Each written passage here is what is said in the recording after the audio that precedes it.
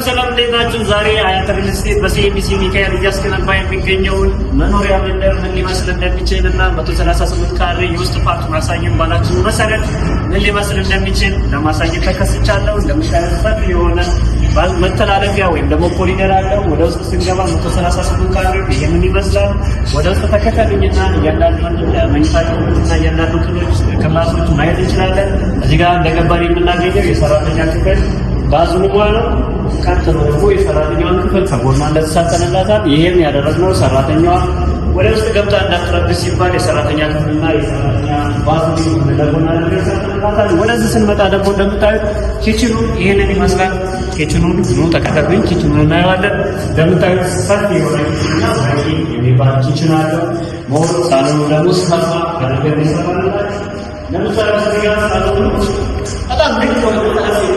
ሳሎን ያለው በጣም ሴቶች የሚሆን ሰፋ ያለ ሳሎን እዚህ ጋር በሁለታሱ ለዚህና የሚጠጡበት ወይም ደግሞ ራት የሚወስዱበት ባልከን ያለ ልክ ያለው በ10% ቅድመ ክፍያ ብቻ የግሎ ማድረግ ትችላላችሁ። ባልከኒያችን ይህንን ይመስላል። ሳይታችን እያደገ የሚገኝ ሳይት ነው። ሌላው ክላሶችን ደግሞ ላሳያችሁ ተገለሉ። ወደ ስንመጣ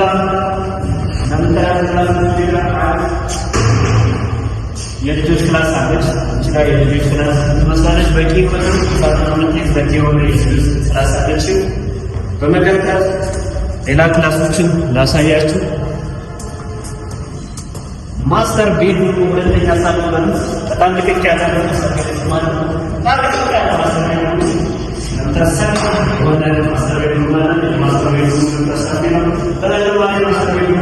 የራሱ ባዝሩም አለ ማለት ነው።